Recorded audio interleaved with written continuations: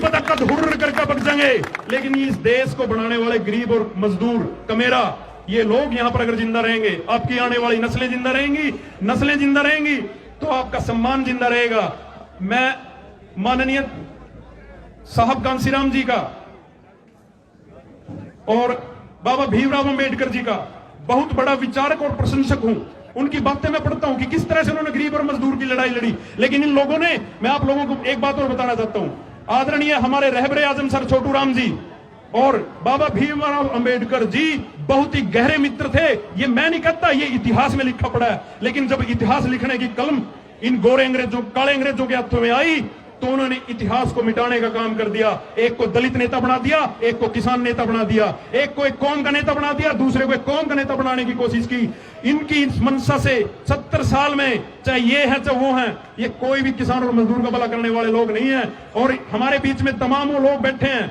मैं आप लोगों से हाथ जोड़कर निवेदन करता हूं, इस आंदोलन में आने वाले समय में पंच से लेकर मुख्यमंत्री तक, देश के प्रधानमंत्री की कुर्सी तक उस आदमी का साथ देना साथियों, चाहे वो गरीब का, मजदूर का, 36 बिरादरी का, कमेरे का, किसी भी वर्ग का साथी हो जो इस आंदोलन में किसान के साथ, मजदूर के साथ पहले दिन से डट के खड़ा है। उन लोगों का स्पेशल, उन लोगों का ख्याल रखना जो बंद कमरे में बैठकर किसान को गुंडा बोलते हैं। उन लोगों का ख्याल रखना जो हमारी वोट लेकर, किसान की वोट लेकर किसान को गाली देने का काम करते हैं। ऐसे ऐसे लोगों पर आने वाले समय में हिसाब किताब मांगने का काम आप लोगों का है। आप लोगों ने पूरे देश के गांवों में धारा 144 लगा रखी है। इन लोगों से चेतावनी है जो हमें गुंडे बताते हैं, जो हमें आंदोलनजीवी बताते हैं। इन लोगों से कहना चाहते हैं कि खुला खुला चैलेंज है, आप किसी गांव में घुसकर दिखाएं।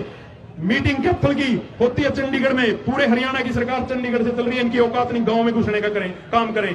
तो पहली बार आप सभी ने एक तरह से 36 बिरादरी के लोगों ने पुंडरी में आदरणीय जगत गुरु ब्रह्मानंद जी के चरणों में बैठकर जो एकजुटता दिखाई, हमारे मजदूर साथियों ने, व्यापारी ने, कर्मचारी ने, सबने मिलकर जो एकजुटता दिखाई, उसके लिए आप सभी बधाई के पात्र हैं। और पुंडरी हल्के की 36 बिरादरी का भाईचारा ऐसी इसी तरह बना रहे और इस भाईचारे को इन कच्चे वालों की नजर ना लगे, इसके लिए भी आपको सतर्क रहना होगा।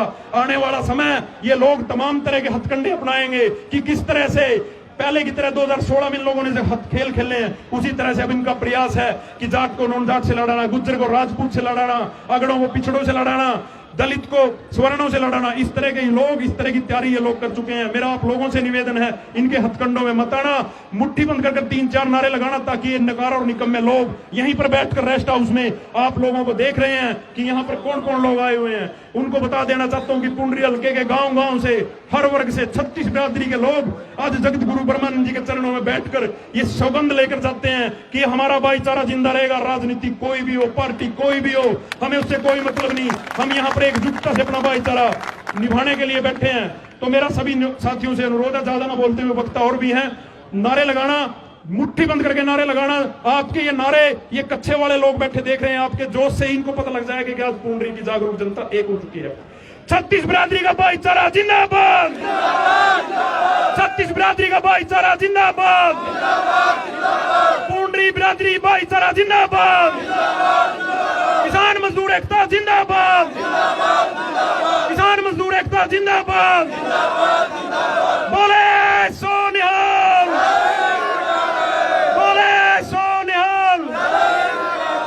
और अंत में एक बात कहते हुए आप सभी के बीच में कि दिल्ली में बैठकर आंदोलन में देखा और बहुत कुछ सीखा, और यहां पर भी आज जो ये पूरी व्यवस्था बनाई गई है, ये हमारे सरदार भाइयों की ओर से बनाई गई है।